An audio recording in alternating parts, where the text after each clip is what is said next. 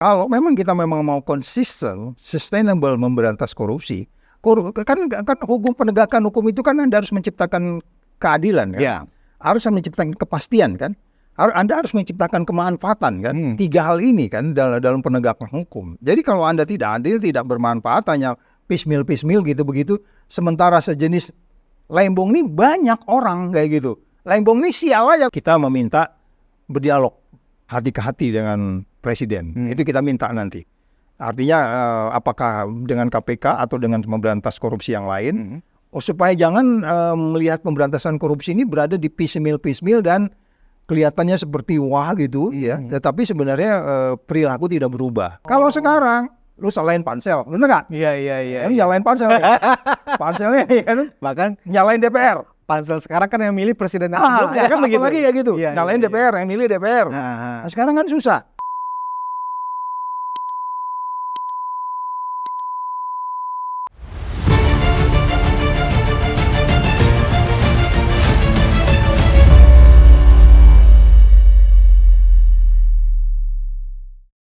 Bismillahirrahmanirrahim. Assalamualaikum warahmatullahi wabarakatuh.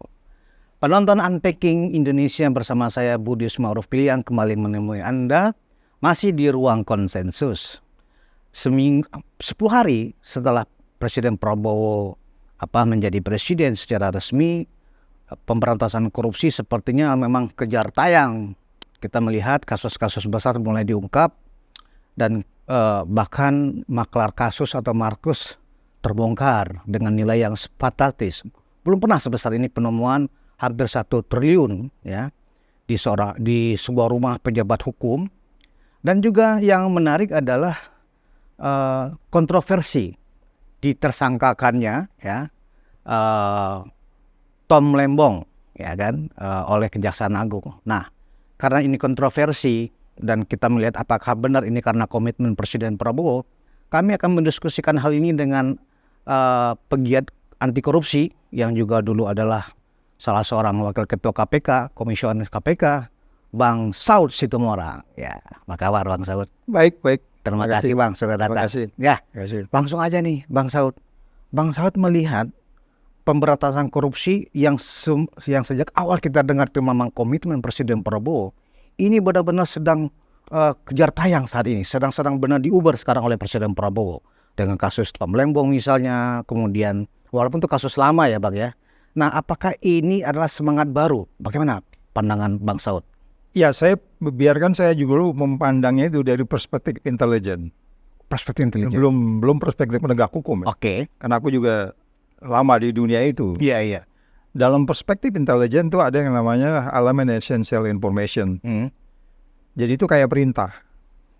Jadi kalau Pak Prabowo batuk aja, gitu, itu semua orang harus sudah mengerti kenapa dia batuk. Itu namanya elemen essential information. Dia batuk aja, semua orang pejabat terlebih harus ngerti kenapa dia batuk. Gaya Pak Harto dulu kayaknya ya Bang. Dia baru batuk loh. Iya. Dia belum bicara lagi seperti yang dia sampaikan ketika kemudian KPU mengumumkan bahwa beliau adalah pemenang, kan itu Prabowo pidato. Iya. Pidato pertama yang saya dengar tuh bukan lagi mengurangi korupsi, menghapus. Kata-kata itu keluar, bisa cek lagi. Oh, ini keren. Saya bilang ini keren. Artinya kalau di luar alam ini kata yang dia pakai itu menghapus gitu. Nah, jadi kalau kemudian itu diikuti oleh subsequent baik gitu, diikuti oleh sejumlah temuan-temuan yang ada yang dilakukan belakangan ini, baik itu melakukan kejaksaan ataupun siapapun, yang sudah kita temukan ada 2 case yang artinya yang tadi yang 1 triliun dan kemudian kasus TTL ini, itu sebenarnya bisa jadi bagian daripada perintah Prabowo yang ditafsirkan oleh penegak hukum. Ya, tinggal kita bagaimana penegak hukum yang lain menafsirkan, karena kan kurang lebih ada 5 kali dia pidato itu di setiap tempat dia ngomong kan gitu ya. Ada pertama menghilang, mengurangi, menurunkan dan seterusnya. Mengejar sampai tikus pun saya kejar. Ya, itu perintah sebenarnya. Jadi buat rakyat Indonesia itu perintah semua. Ya kita harus juga mengubah cara kita. Jadi seorang anak-anak SMA sekarang yang baru umur 17 tahun, kemudian ngurus SIM, kemudian dia memberi di dalam pengurusan SIM itu menyuap dan seterusnya. dia harus berani ngelawan. Enggak Pak, ini presiden udah larang nih, harus berani ngomong gitu. Harus berani semua kita terhadap semuanya kalau kita di jalanan dan seterusnya. Nah, jadi sekali lagi environment itu sekarang sudah diciptakan oleh presiden baru kita dan kita harus appreciate. Itu sebabnya waktu kemarin saya ke KPK dengan sejumlah tokoh anti korupsi, ada Eros Jarot, ada Repli, kemudian ada siapa namanya Abraham Samad. Saya bilang kita ini sekarang excited banget dengan pemerintah baru ini. Ya, tinggal nanti kita berharap tidak dikecewakan dengan excited kita ketika bagaimana Jokowi hari pertama kan. Iya. Iya dong, Jokowi hari pertama itu indeks persepsi korupsi itu adalah 34. Saya selalu mengatakan OTT-nya kita doublein sampai 2019 jadilah indeks persepsi korupsi 40. Tapi nyatanya kan terus kemudian kita tahu apa yang dilakukan. Sehingga kemudian balik lagi ke hari pertama. Jokowi berkuasa indeks persepsi korupsi 34. Nah, kita tidak menghendaki itu nanti terjadi. Artinya kita berharap Pak Prabowo sustainable terus saja begitu sampai kemudian kita bisa seperti Malaysia naik sekarang Malaysia 50 indeks persepsi korupsinya kita masih 34. Yang saya bilang selalu kita 34 Timor Leste aja 43 kebalikannya gitu. Negara baru berdiri kemarin. Nah, ini saya bilang perintah ini itu dari perspektif intelijen yang saya lihat. Jadi ini perintah sudah dipahami bahwa sekarang presidennya sudah batuk, lu cari kenapa dia batuk. Kan begitu. Lu cari kenapa dia memerintah pidatonya berulang-ulang gitu. Kita juga nggak tahu nanti di luar negeri beberapa minggu ini jangan-jangan juga akan melakukan sinyal yang sama. Karena kalau dari indeks persepsi korupsi negara yang dikunjungin ini juga nanti nggak tinggi-tinggi amat juga negaranya. Karena seperti Cina, Amerika juga 67 terus masuk ke negara-negara Amerika Latin. Gitu. Tapi bisa jadi dia akan belajar di sana. Itu dari sisi intelijennya. Nah, dari sisi penegakan hukum memang banyak kompleksitasnya. Mungkin itu dulu sebentar. Oke. Nah, kalau tadi pendekatan intelijen, berarti banyak kasus-kasus lama yang mungkin selama ini belum ditindaklanjuti dengan pendekatan itu. Mungkin selain kasus TTL ini, Bang, akan ada kasus-kasus lain yang mungkin akan segera juga di follow up. Kalau kita lihat angka indeks persepsi korupsi, pendekatan indeks persepsi korupsi 34. Ya itu kan yang dinilai itu sangat banyak. Tidak hanya dengan bagaimana kita menjalankan hukum. Menjalankan hukum kita dapat nilai 24 dari 1 sampai 100. Menjalankan demokrasi kita dapat kan 9 lembaga itu menilai kita bagaimana menjalankan hukum, ekonomi, persaingan. 9 lembaga itu dirata-ratain keluarlah angka 34 itu. Yang tadi World Justice Project menilai kita 24, Varietas Demokrasi menilai cara kita berdemokrasi, ya kan? Itu kita dapat 25. Jadi kalau kita dapatnya hanya 34, berarti angka yang sisanya ini kemana ini coba? Jadi kita bisa bayangkan sebenarnya pertanyaannya adalah masih banyak yang terpendam. Yes, sangat banyak yang terpendam. Orang yang berperilaku sebagai TTL ini banyak di Republik ini, tapi kenapa TTL yang kena? Iya. Soal kerugian negara pasal 2, pasal 3 kita bisa berdebat 3 hari di situ. Apakah kalau kerugian negara itu kemudian tidak ada kickback? Kan kemarin kejaksaan bilang dia belum menemukan aliran dana. Memang pasal 2, pasal 3 tidak menjelaskan adanya kickback. Itu pasal yang lain. Yang namanya suap, terus gratifikasi, itu di pasal yang itu pasal 12. Pasal 2, pasal 3, kalau kita sebagai penyelenggara melakukan sesuatu karena kita salah, karena kita lengah, kemudian memperkaya orang lain, itu kenanya di pasal 2. Dia nggak bicara kickback. Makanya kejaksaan bilang tidak bicara kickback.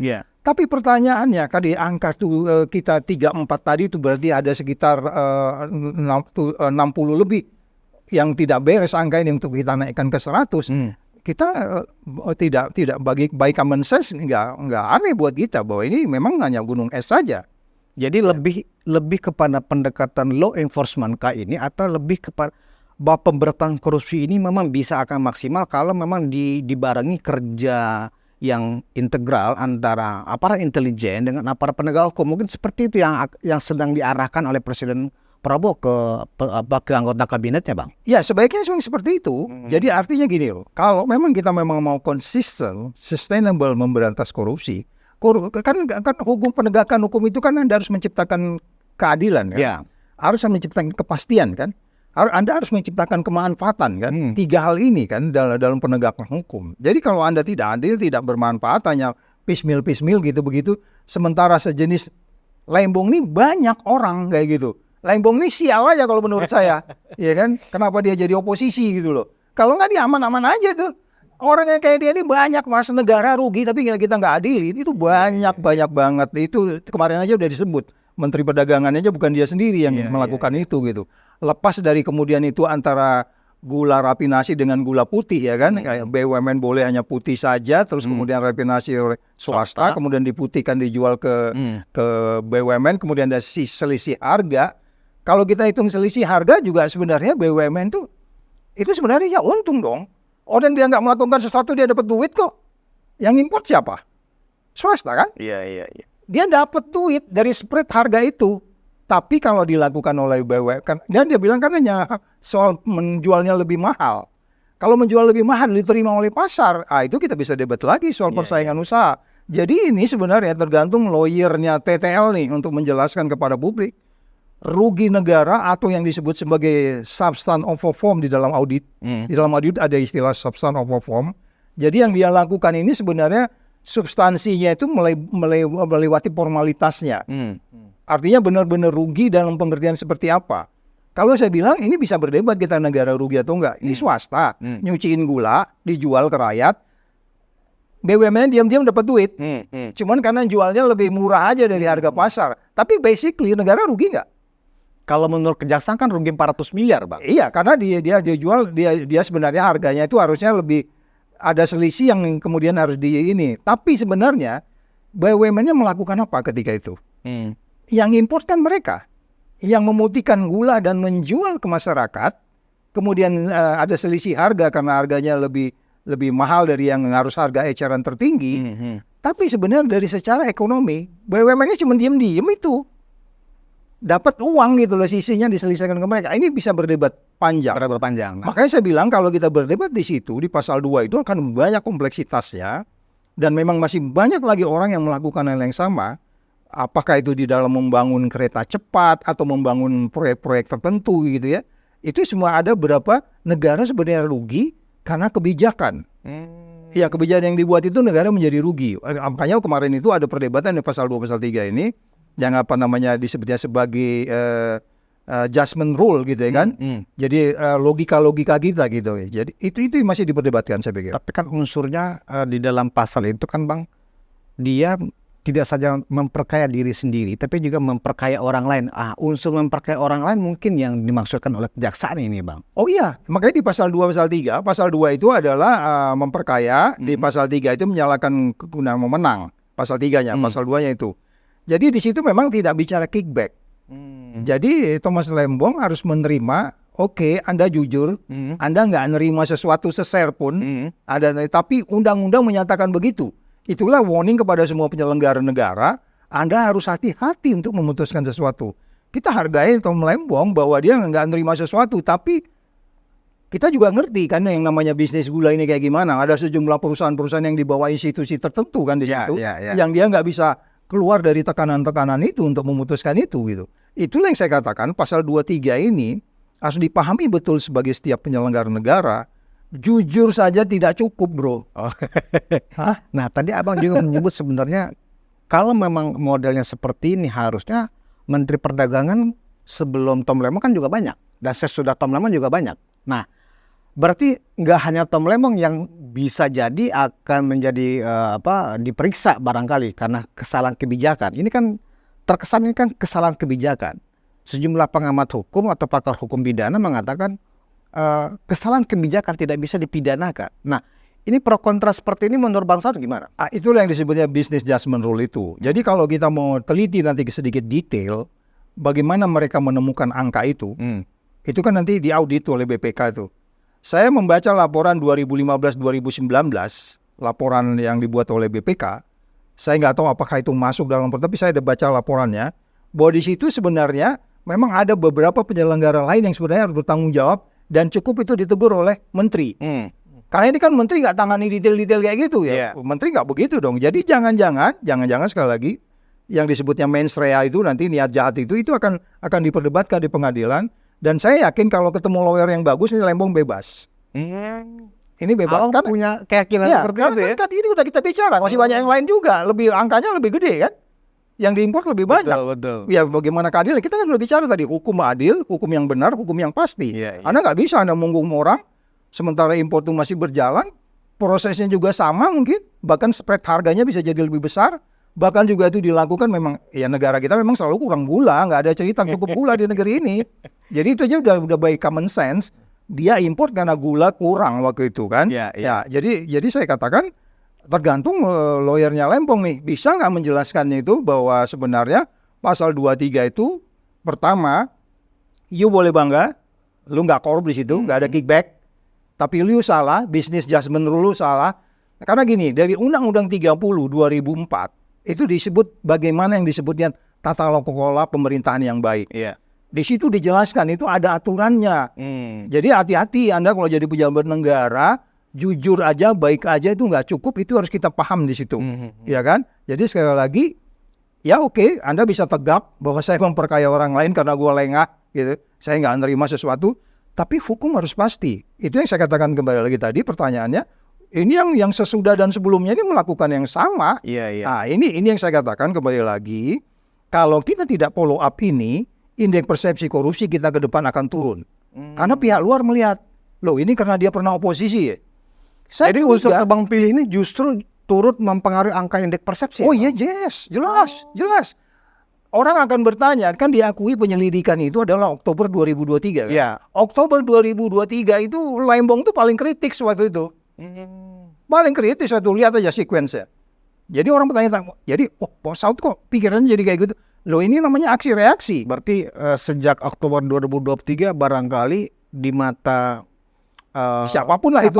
Ini udah TO nih berarti target operasi. Iya, kok kamu mikirnya gitu? Ya bisa aja, karena memang ini kita bicara Indonesia. Kita bicara ketua Golkar yang kemarin udah di ini tapi nggak jadi kan? Iya, gitu. padahal kan sebelumnya ya sebelum kasus TL ini muncul, tokoh Golkar atau ketua Golkar ya, Kita tahu ketua semua Golkar itu. ya kan, bahkan sudah beberapa kali dipanggil KPK dan kejaksaan juga. Iya. Dan bahkan Menteri Perdagangan setelah Lembong pun juga pernah berurusan juga, Iya. ya, pernah dipanggil juga. Nah, kalau dilihat waktu penyelidikan sampai ke penyidikan sampai penetapan kan lebih kurang setahun ini Bang. Artinya kan nggak ujuk-ujuk, cukup lama pemberkasan dan pemeriksaannya. Kalau ini dibilang tidak transparan dan tidak adil itu di mananya kira-kira kalau gitu Bang? Bahwa itu tidak dilakukan kepada semua yang sama. Oh, oke. Makanya kan tadi disebutkan ada beberapa modus yang Kenapa sama. hanya TL aja begitu ya Bang maksudnya? Iya, kalau kita bicara tetap pasal 2 pasal 3 ya, kerugian negara. Ini kita baru bicara komoditi nih. Kita belum bicara yang lain nih. Ya kan, kita belum bicara pembangunan yang lain atau bicara APBN. Proyek yang lain ya?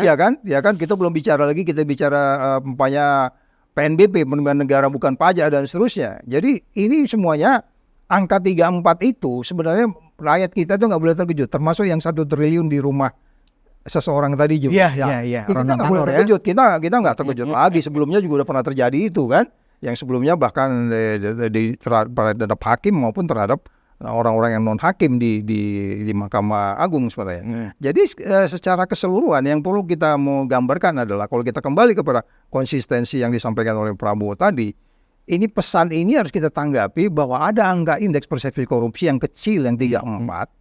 34 ini datang dari cara kita melaksanakan persaingan. Ini persaingan dong. Kita belum bicara soal bagaimana tadi perusahaan-perusahaan itu favoritism kan. Perusahaan tadi kenapa si A, si B, si C, sistem lelangnya bagaimana, cara Anda melakukan persaingan, Anda diukur yang disebutnya world competitiveness. Kemudian cara Anda menjalankan demokrasi diukur oleh varietas demokrasi. Tahu nggak varietas demokrasi itu bahasa apa? Nih, salah satunya, konsensus. Itu tempat yang paling tinggi di varietas demokrasi. Anda itu tidak akan bisa menelurkan indeks persepsi yang baik selama Anda tidak menjalankan demokrasi dengan konsensus yang baik. Cara Anda menelurkan konsensus di dalam demokrasi itu diukur Anda dapatnya cuma 25. 25 kecil banget. KPU-nya dinilai, cara memutuskan partai politik, pimpinan politik. Itu yang nggak pernah dipahami orang. Oleh sebab itu kompleksitasnya tinggi. Jadi nggak hanya dari seberapa banyak yang ditangkap dalam kasus korupsi, itu seperti itu ya Bang? No. Buktinya OTT kita doublein bro. Waktu saya di sana nggak naik juga ya? Nggak naik. Tetap 37 waktu itu. Terus saya bilang, kamu OTT double nggak guna itu OTT, bubarin aja.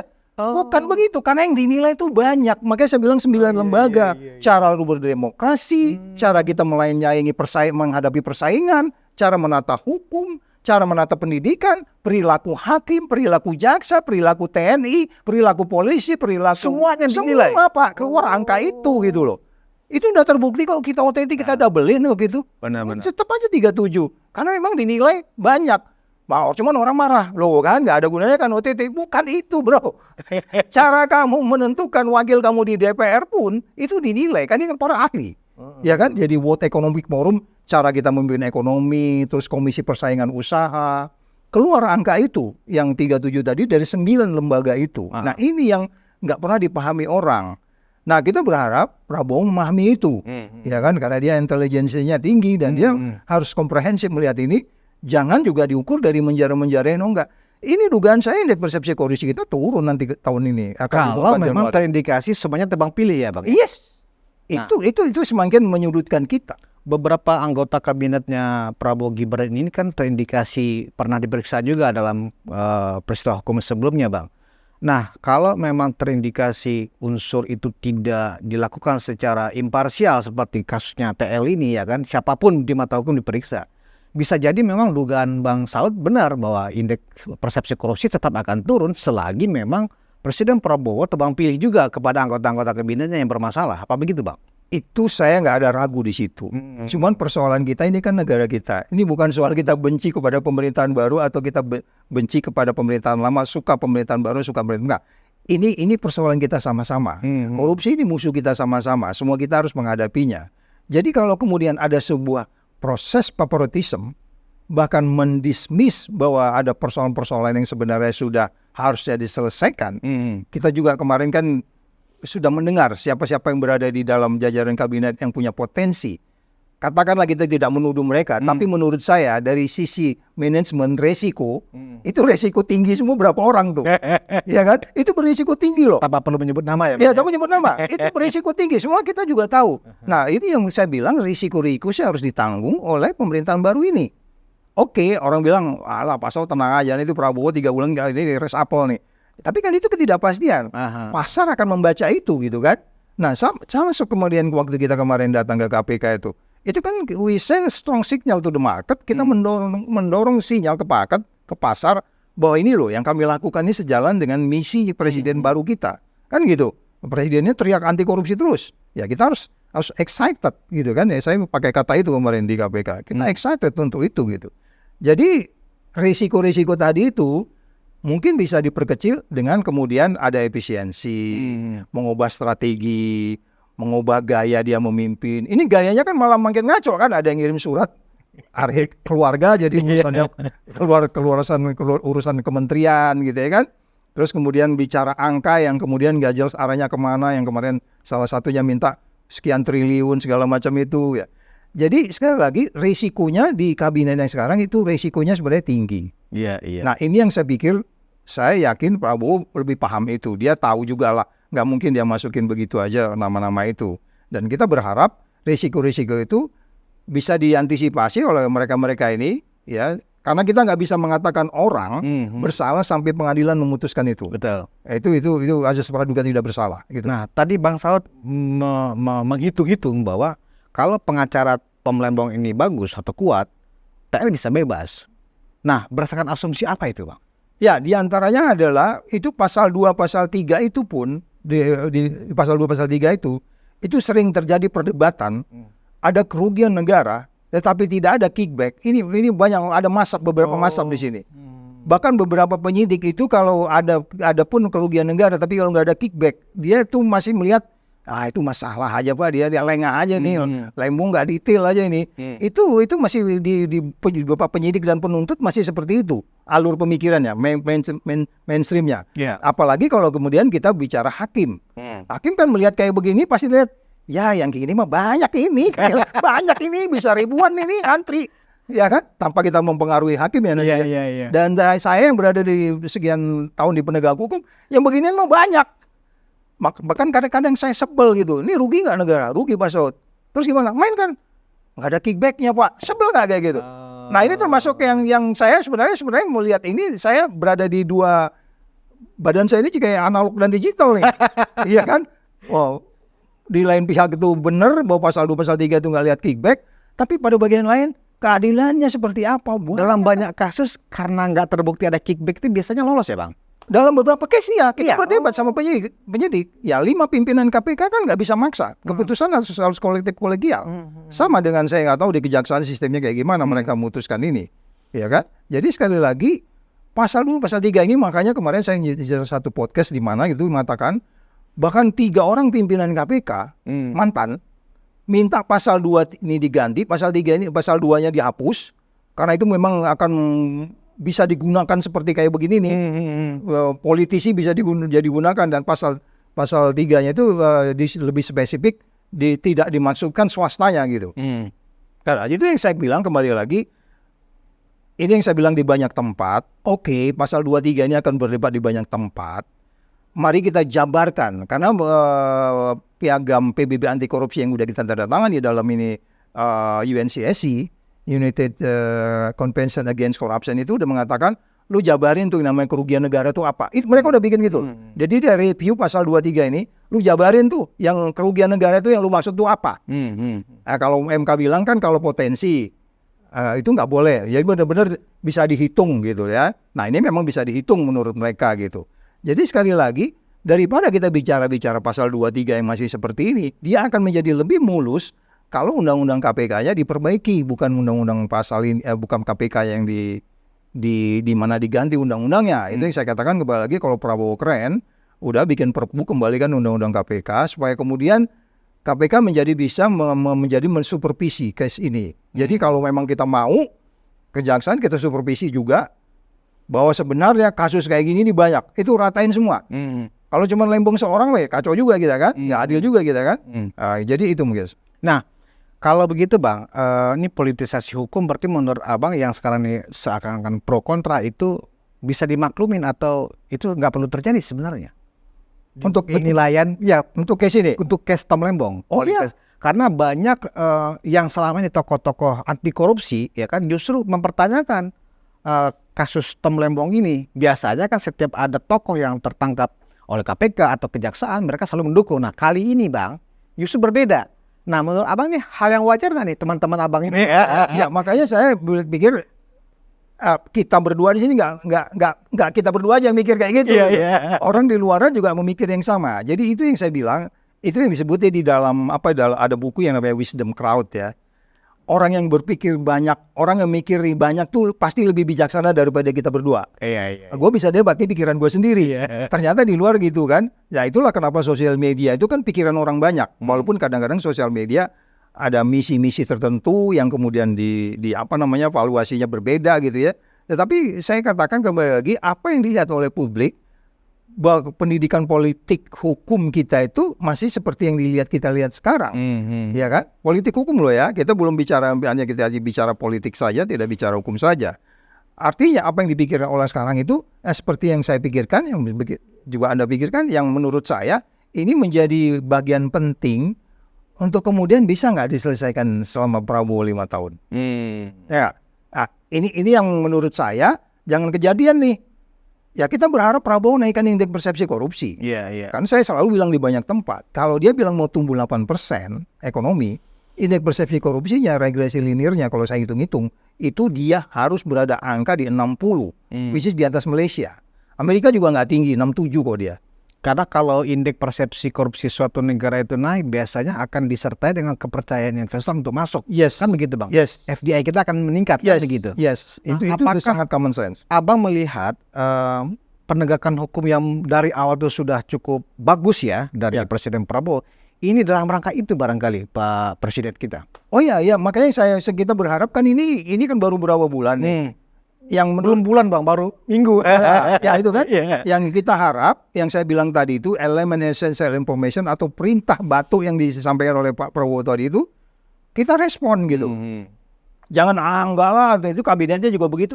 Enggak, orang bisa salah gitu ya. Kita sama-sama kita challenge.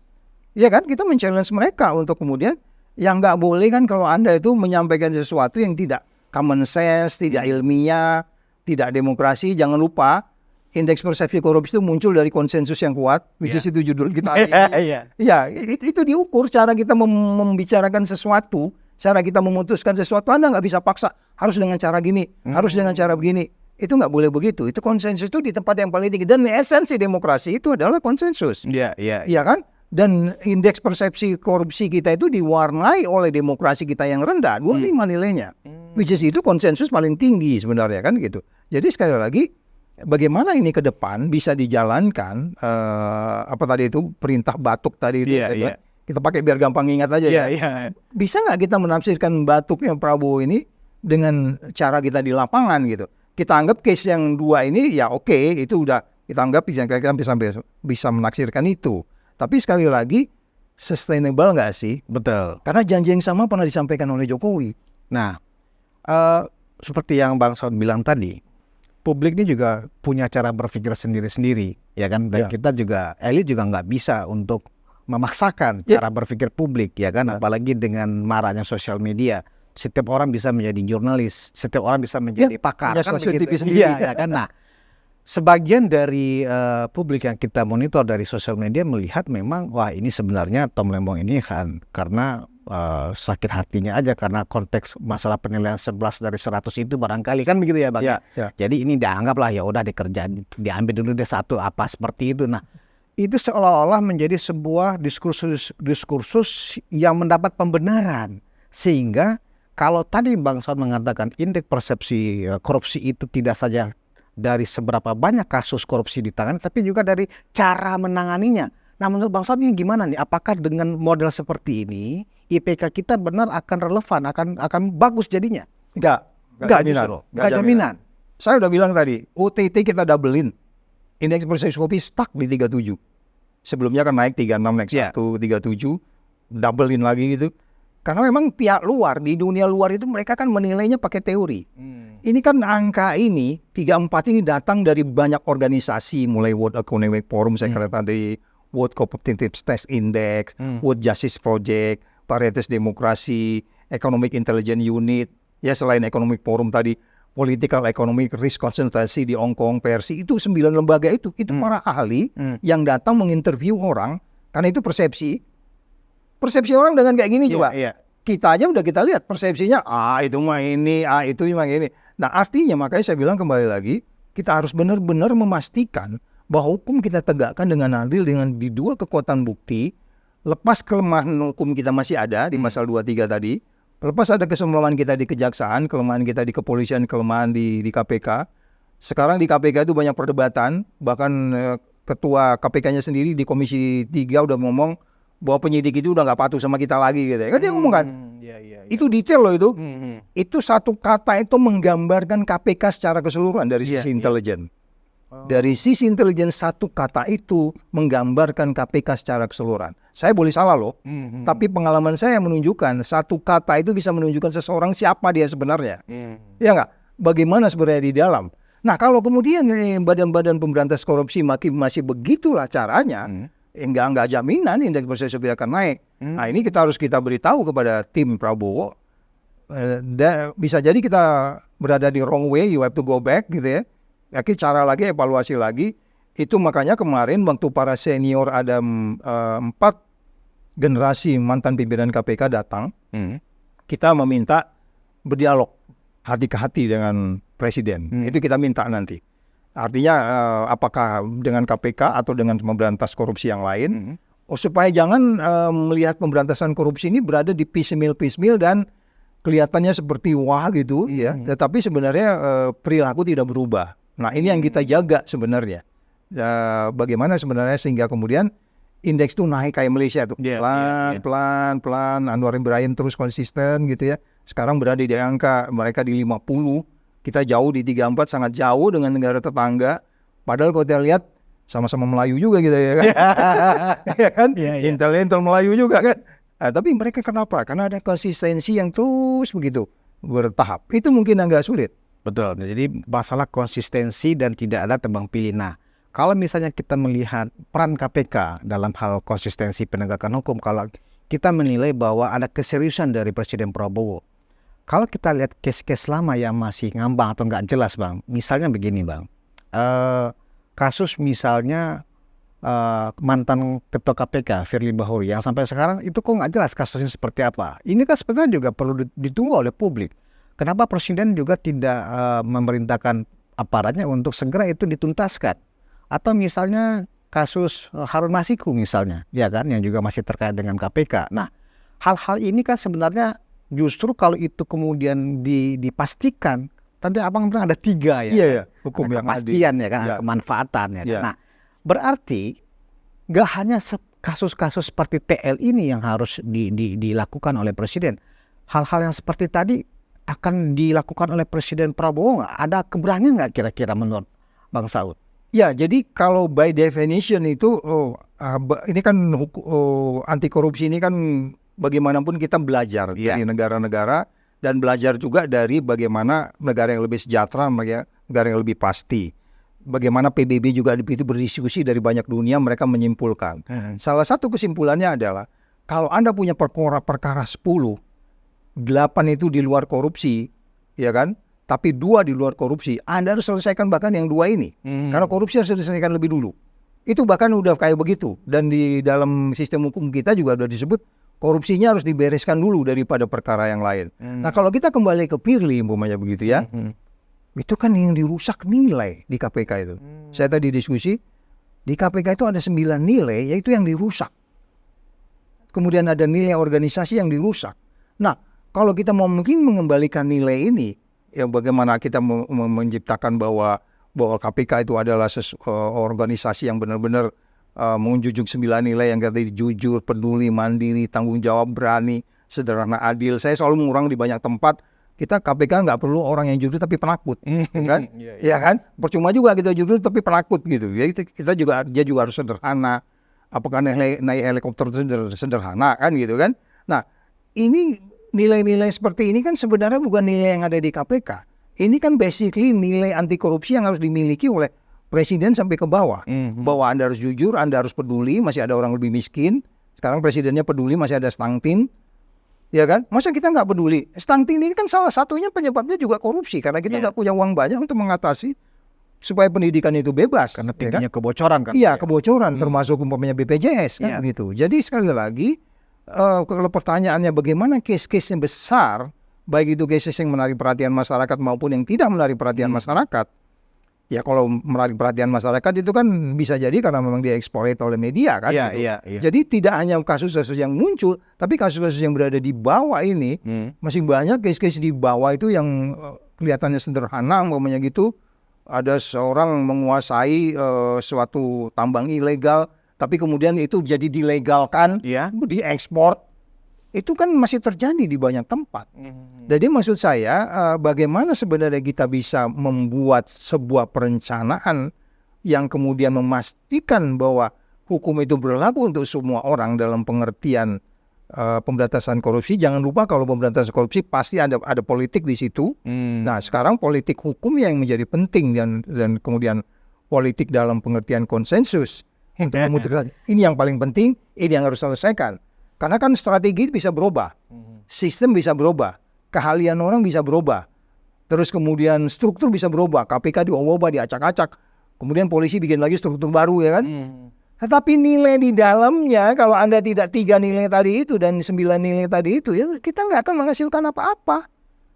Iya kan? Jadi ini kembali ke persoalan politik hukum ya Bang. Ya. Kalau case-nya seperti bagaimana penuntasan kasus Firly Bahuri, apapun kan itu kasus yang menyedot perhatian publik. Kalau memang tidak ada hukum yang dilanggar, nggak mungkin jadi tersangka. Apapun itu persoalannya, kan harus tuntas gitu loh Bang. Ini diperiksa pun belum, kan gitu, ya kan?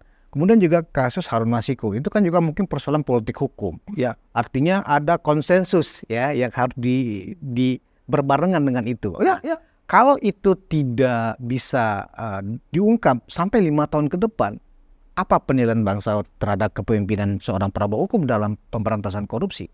Jadi kan kalau by definition itu, by teori itu kan Anda bisa berkarya besar.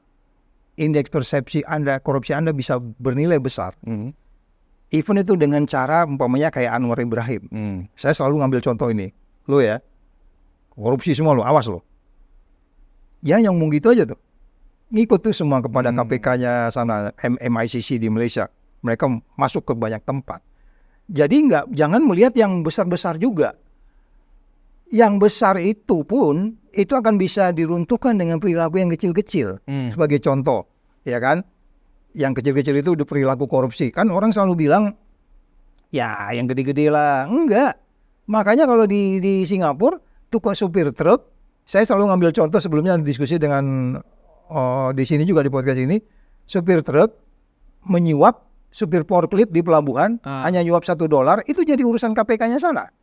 Jadi jangan melihat besar kecil, kayak yang dilihat itu keadilannya kan. Gitu. Nah itu PR seperti itu kita masih banyak, PT corruption atau korupsi kecil yang merusak itu pun kalau kita tidak biarkan seperti contoh tadi, baik bikin SIM, cari KTP, ngantri di puskesmas untuk kemudian dapat dapat sebelum dia menuju ke rumah sakit, ya kan, rujukan yang disebutnya. Itu kan cara-cara begitu harus kita selesaikan karena itu menyangkut pelayanan. Betul. Nah, jadi sekali lagi saya mengatakan bahwa sebenarnya bagaimana kita bisa menyelesaikan kasus besar, kasus kecil secara simultan. Intinya adalah perilaku korup itu yang harus dibersihkan secara bersamaan di semua tempat. Dan strateginya bisa jadi dengan model Lee Kuan Yew. Gue penjarain dulu. Menteri gue yang gue percayain, gue penjarain dulu.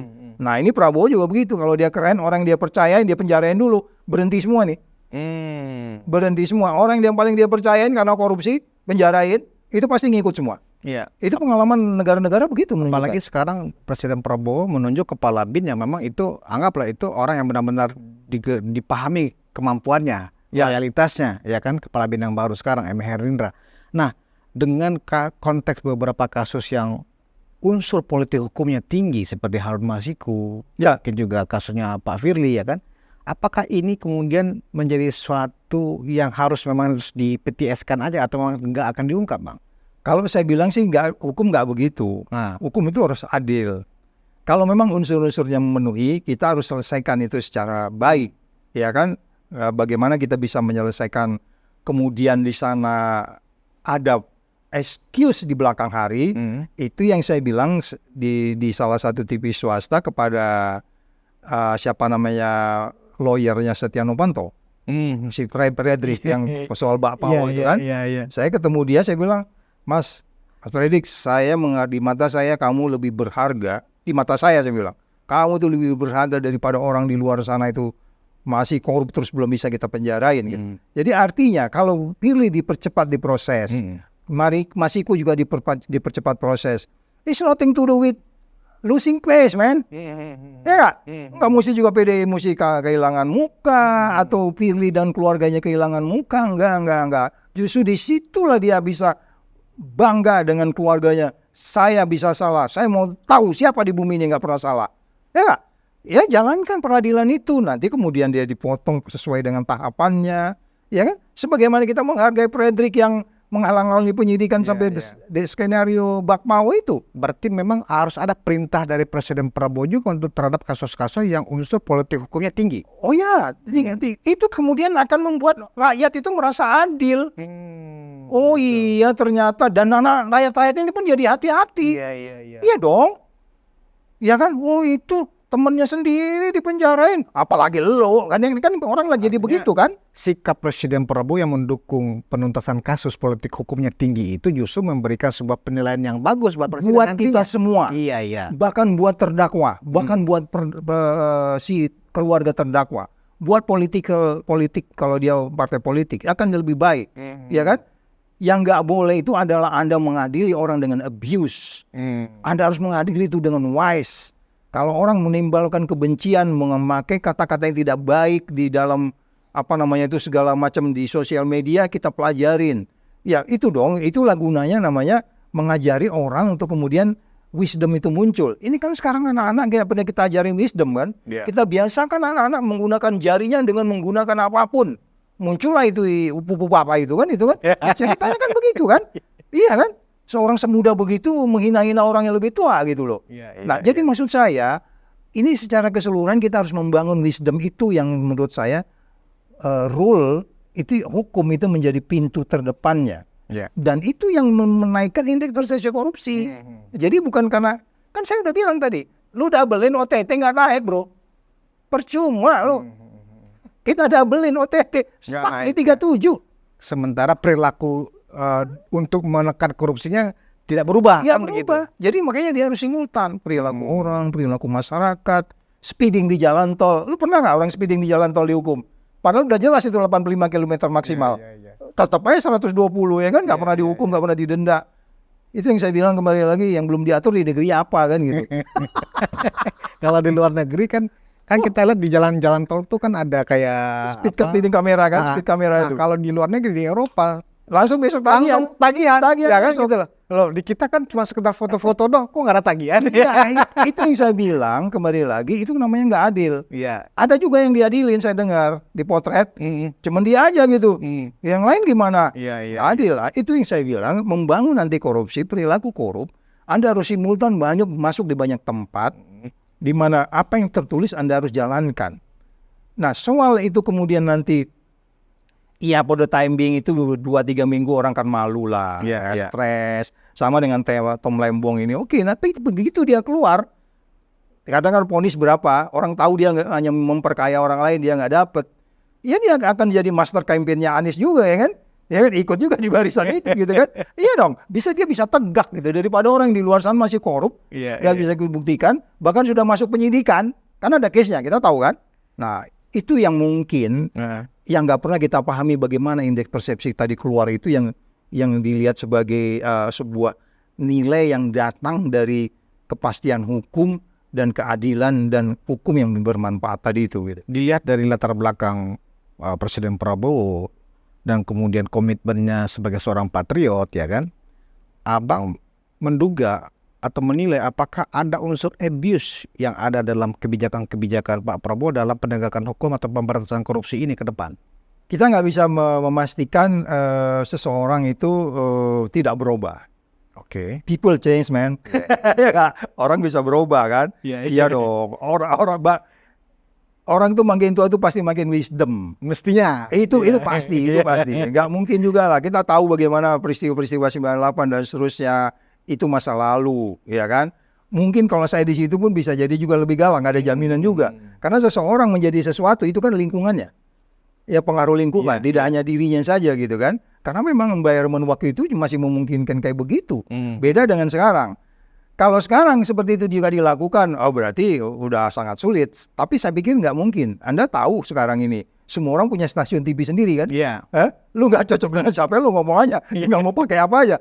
Emang Prabowo nggak mikirin itu juga. Jadi saya masih mengharapkan, meletakkan harapan besar bahwa akan ada human approach yang baik, ada human being yang baik, ya kan? Karena bagaimanapun wisdom itu datang dari perjalanan waktu juga, kayak gitu. Dan Pak Prabowo kan untuk mengejar target-target yang ingin dicapai selama 5 tahun, apalagi target mencapai 8% itu nggak mudah, Bang. Oh ya, Dan itu tergantung dari dukungan dari masyarakat ketika misalnya dalam penegakan hukum memang dipercaya nih Presiden. Ya kan, artinya dengan penegakan hukum yang terhindar dari tuduhan tebang pilih, setidaknya kebijakan ekonomi yang berat sekalipun mungkin publik akan mendukung. Bisa jadi penasihatnya Prabowo. Nah terakhir nih Bang Saud, kuncinya di penegakan hukum. Terakhir nih Bang Saud, bagaimana KPK ke depan di era Pak Prabowo ini menurut Bang Saud sebagai orang yang pernah lama di KPK? Saya sebenarnya rindu berharap Prabowo mengeluarkan Perpu. Perpu ya? Kembalikan ke yang lama, bikin saja, yakin saja negara ini kan lebih baik. Kalau ada orang bilang, enggak, itu KPK abuse of power. Sesuka-sukanya, no, I've been there. Saya udah di sana selama 4 tahun. Bayangin aja, waktu itu untuk memutuskan perkara itu, gak seruwet sekarang ini. Dulu ada check and balance. Antara penyidik, mulai dari laporan masuk pengaduan masyarakat, sampai penyelidikan, sampai penuntutan, itu pimpinan ikut. Pimpinan berlima itu di challenge. Oke, mungkin skornya 3-2 kadang-kadang ya kan. 2 setuju, nggak setuju. Itulah undang-undang KPK. Tapi kalau memang mau, oke, kita bikin Perpu, pimpinannya ditunjuk oleh 1. Oleh Presiden. Gue nggak mau pemimpin 3. Karena 3 ini kan poting-poting juga. IKTP kan votingnya 3-2, skornya 3-2. Jadi kalau memang Prabowo mau, bikin perpu, gua nggak mau pemimpinnya gua tentuin sendiri. Jadi kita ada apa-apa tinggal ngomong Pak Prabowo sehingga dia lebih tertantang mengawasin tuh. Kalau sekarang lu salahin pansel, bener nggak? Iya. Nyalain pansel, panselnya ya kan? Bahkan Nyalain DPR. pansel sekarang kan yang milih presiden yang sebelumnya Ya kan begitu. apalagi ya gitu. Iya, Nyalain iya. DPR, yang milih DPR. Nah, Nah, sekarang kan susah. Jadi itu pilihan strategi. Iya. Kalau Pak Prabowo mau pilih yang mana silakan kita berdiskusi. Makanya kita undang banyak orang, duduk baik-baik, panggil juga tenaga akademis bahwa memang yang udah jalan terbaik adalah kolektif kolegial 5 orang ini supaya nggak bisa dipengaruhi. Tetapi punya problem juga, ya kan? Apalagi kondisi sekarang itu penyidik itu berpotensi diremut dari luar. Itu yang kemarin bahkan beberapa tokoh mantan pimpinan tuh udahlah KPK ini bubarin aja.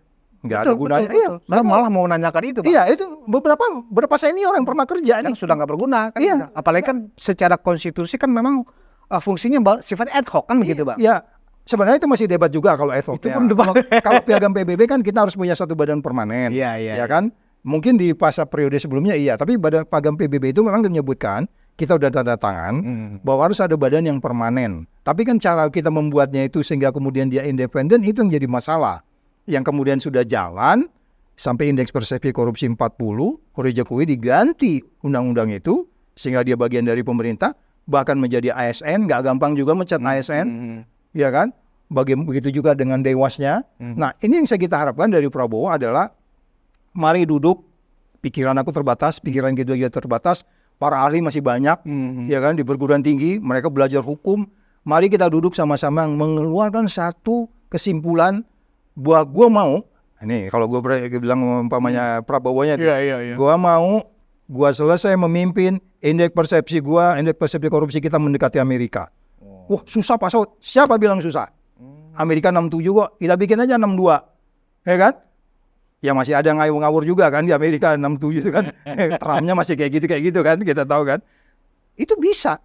Kenapa enggak? Itu perintah. Itu yang saya bilang batuknya itu. Kalau dia mengatakan KPI, Key Performance Indicators, kinerjanya, gua mau 5 tahun gua selesai memerintah ini, indeks persepsi korupsi paling enggak 60. Pertumbuhan ekonomi 8%. Harus ditarget gitu ya, Bang. Oh ya, harus ada. Nah, Bang, kalau misalnya tadi selain mengeluarkan Perpu untuk mengambilkan KPK ke Ya. peraturan yang sebelumnya, Abang tadi mengusulkan Presiden menunjuk Ketua KPK sendiri. Ya. Jalan tata negaranya ada nggak, Bang?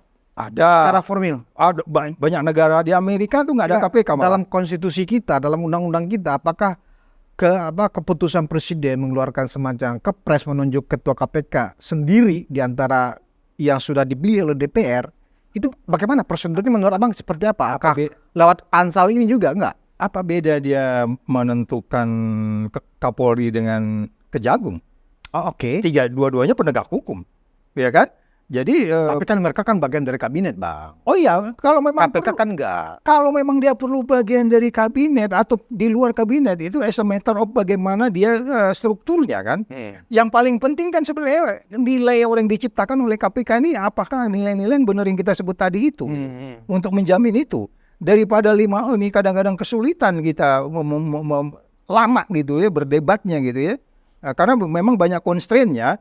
Karena memang tadi 5 orang ini ditentukan oleh pansel, kita nyalain pansel, katanya nyalain Komisi 3, nggak bisa nggak ada yang disalahin gitu. Iya. Jadi nggak ada yang bertanggung jawab. Negara-negara yang indeks persepsi korupsinya tinggi, nggak kayak kita juga ada 5 pimpinan yang nggak juga. Seperti Malaysia itu tutup 1, ya ketua MSCC-nya, Inggris Serious Pros Office, Amerika tutup di BI. Nah, maka saya bilang pilihannya seperti apa itu terserah kita.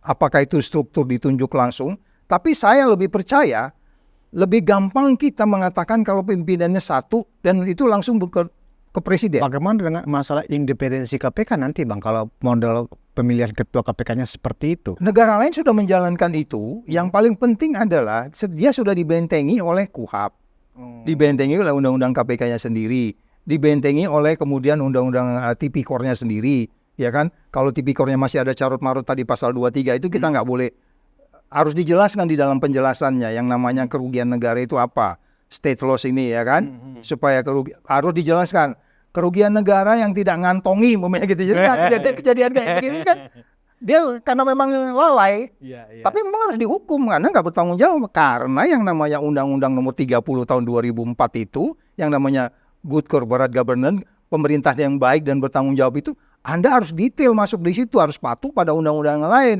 Kalau Anda mau impor gula, Anda harus ikut sistem rapat, kan katanya tidak rapat dulu.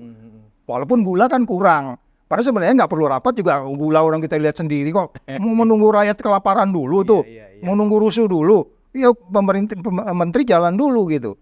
Nah, jadi sekali lagi kalau kita menentukan itu pilihan sebenarnya. Apakah kita memang presiden langsung supaya dia memang tegas sebagaimana juga CPIB di Singapura. Betul. Ya CPIB juga nggak ada komisioner 5 orang begitu, tutup CPIB-nya. Lo ku ganti lo kalau nggak bener lo. Jadi ini kita menantang bener-bener Prabowo-nya nih. Prabowo-nya pedangnya gue pegang sendiri nih, ya kan? Prabowo pengen tongkat komando, gue libas semua lo kalau bandel-bandel. Nah itu pasti akan merubah sistem di negara kita. Sementara usulan Bang Saud ini menarik ya, Iya, kan? iya. Karena Dan itu bukan pikiran aku sendiri loh, ada beberapa orang juga. dikaitkan dengan karakter seorang Prabowo yang Yes. militerismenya masih kuat dan strong leadershipnya memang kelihatan, ya kan? Kita melihat Bang sekarang baru seminggu setelah dari Akmil untuk kerja para menterinya tang.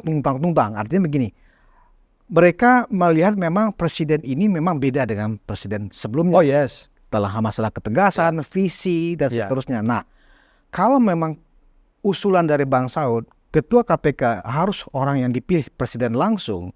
Sementara pada saat KPK hasil dari amandemen undang-undang KPK ini, ternyata KPK sekarang kan ada di bawah kantong eksekutif. Yes. Itu pun rame akhirnya. Ya, Nah, ya. apalagi kalau ternyata ketua KPK-nya langsung orang presiden. Ya. Ini kan semakin menunjukkan semacam ambivalensinya juga nanti. Loh, ini sudah nggak independen, sekarang ketua KPK pun ditunjuk oleh presiden. Walaupun sebenarnya ada harapan.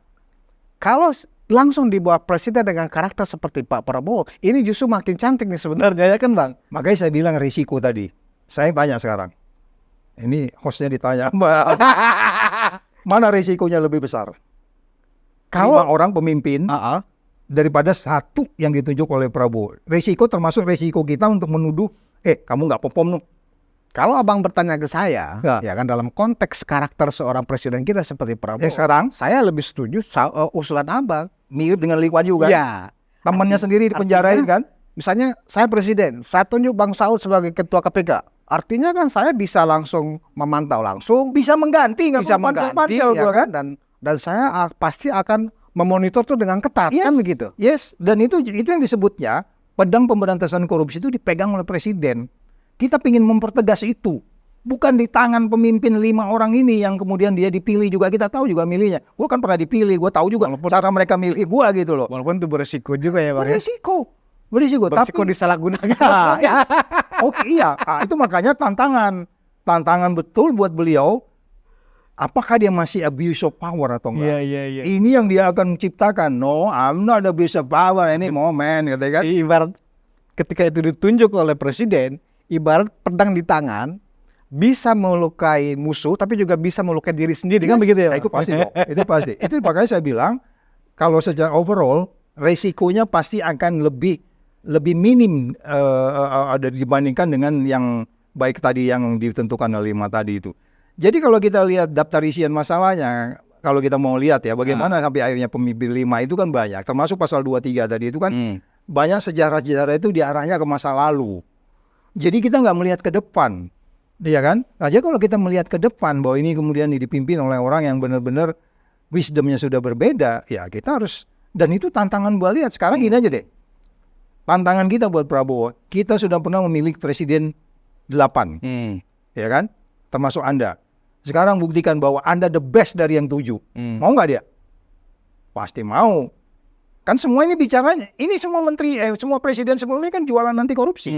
Iya dong. Iya. Presiden semua ini sebelumnya jualan anti korupsi, sama yang terakhir ini kemarin juga. Apalagi menteri hukumnya seorang profesor juga ya, Bang. Ya, itu yang makanya saya bilang dia akan lebih wise. Iya. Ya, hukum itu kan sebenarnya lebih kepada wisdomnya di situ. Nah, Gitu. Bang Saud, ini terakhir ini Bang, dari harapan Udah mau selesai nih? kita. Belum.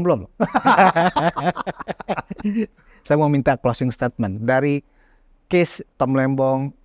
Tadi Abang mengatakan ini sialnya Tom Lembong aja, ya kan gitu loh. Dan kemudian harapan-harapan kita dalam penegakan hukum khususnya dalam hal pemberantasan korupsi. apa closing statement Bang Saud terhadap sikap Presiden Prabowo, sungguh-sungguh kah atau memang ini bagian dari konsensus politik sebenarnya? Per hari ini 1 November 2024 kita masih percaya penuh. Kita tidak mau juga nanti itu seperti bagaimana hari pertama Jokowi, indeks persepsi ke-34, 2019 naik ke 40, KPK-nya dihancur-hancurin, kemudian kembali lagi indeks persepsi korupsi 34. Itu yang saya bilang tadi dari sisi pemberantasan korupsi, jangan tersinggung kalau kita sebut Jokowi is nothing. Iya dong, 10 tahun bro, balik ke tahun hari pertama dia berkuasa, itu nggak mau terulang lagi. Kita nggak mau terulang lagi karena resource kita besar, ya kan? Resource kita besar. Dari kelapa sawit aja, saya selalu mengambil contoh. Kelapa sawit didiemin aja 3 tahun berbuah keluar minyak goreng bro, ya kan? Lo taruh biji sawit di situ, 3 tahun tuh keluarnya minyak goreng. Jadi kita punya resource ini besar. Kita belum bicara yang lain-lain. Bagaimana ini kemudian bisa dijaga, ya? Untuk kemudian bagaimana ini juga menghilangkan apa yang kita sebut sebagai conflict of interest. Kegagalan Sri Mulyani di dalam kita masuk ke OECD karena kita conflict of interest. Kita kan belum bisa masuk OECD sampai sekarang ini karena conflict of interest. Karena kita beralih ke bridge kan gitu. Ya itu mau ngubah lagi strategi itu kan. Padahal di situ juga BRIC itu juga negaranya sama-sama importir kita juga sebagian itu kan, impor kelapa sawit kita semua itu kalau kita bicara Rusia. Ya kan ini import dari kita semua itu. Jadi tetap kita bisa untung di mana aja. Either ya di BRIC, di OECD. Tapi kan akhirnya rakyatnya nggak untung-untung gitu kan. Kita tahu kan yang namanya bagaimana kasus waktu kemudian COVID itu terjadi. Kemudian terjadi proses ibu-ibu kehabisan minyak goreng. Karena kita airport CPO. Kemudian negara nggak dapat sesuatu. Triliunan habis. Nah itu yang saya katakan. Resource yang besar ini kalau kita manage dengan baik. Tapi pada per hari ini kita masih percaya bisa jadi Ibu Sri Mulyani akan mengubah strategi karena majikannya udah beda. Ya kan? Pasti berbeda termasuk menteri-menteri yang lain. Ya, kita berharap itu. Per hari ini loh ya, kita tahu ya besok ya. Pulang dari luar negeri mungkin bisa jadi lebih galak karena lihat ya bisa lagi loh karena dia ini Brazil kok bisa gini ya tapi kok mereka baik ya gitu kan. Strongnya lebih meningkat lagi. Lebih meningkat. Itu harapan kita. Nah, berarti menurut Bang Saud kalau kita meyakini dan mendukung pencapaian 8% itu sesuatu yang bernilai karena kita yang possible, yang mungkin yang 8% pertumbuhan ekonomi itu karena memang kita mengejar target Indonesia Emas 2045. Nah, kalau tanpa dibarengi dengan kenaikan indeks persepsi korupsi, ya kan, itu nggak akan nyampe Bang ya. Saya bisa berharap itu naik. Tapi kalau itu tidak kita lakukan, kita nggak akan berhasil. Karena gini, karena angka itu datang dari itu pakai teori ngitungnya. Yang paling realistis menurut Bang Saud di angka berapa dari 34 sekarang ke angka berapa? Kalau by definition kan kita harus saya ngitung dari regresi liniernya ya. Itu kan kalau 8% kan gini, itu rumus itu datang dari rumus regresi linier kan ketika indeks persepsi korupsi kita sekian ternyata tumbuhnya segini. Indeks persepsi korupsi tumbuhnya segini. Indeks persepsi korupsi sekian tumbuhnya gini. Diambil ke regresi linier dari situ. Itu kalau memang mau 8%, indeks persepsi korupsinya harus 60 lebih. Kalau dari pengalaman. Memang linear dia. Nggak linear Pak Saud. Linear. Bahwa negara itu sudah terbukti. Itu by data ya Bang ya? Iya. Karena negara yang tidak korup itu pasti akan lebih sejahtera. Akan lebih bahagia. Pajaknya akan lebih baik. Distribusi BPJS-nya akan lebih baik. Nggak sekarang kayak sekarang ini. Pimpinan KPK aja mesti ngantri dulu. Umpamanya di mana di puskesmas gitu. Itu keadilan Pak Saud. Iya, tetapi cara ngantrinya yang kita lihat gitu kan. Nah maksud saya, kalau kemudian kita hanya pingin tumbuh 8% dengan kemudian indeks persepsi korupsi nggak kita tekan, agak sulit. Karena contohnya gini aja deh. Prabowo kan bicara tax ratio. Dia mau naikin pajak ini. Yang selama ini sesuatu yang nggak pernah dicapai gitu. Pernah berhasil dilakukan oleh Sri Mulyani. Saya ngambil contoh bagaimana kita juga umpamanya katakan cukai di Priok dan segala macam. Nah, demikian juga pelabuhan-pelabuhan lain. Jadi ini kan upaya yang sebenarnya kita harus simultan. Cara kita ekspor impor aja kan masih sama soal gula tadi itu kan. Kita belum cerita bagaimana ekspor itu dilakukan oleh perusahaan tadi loh. Kita juga tahu tuh cawe-cawe nggak sesimpel kayak begitu juga ngimpor dari luar negeri kan.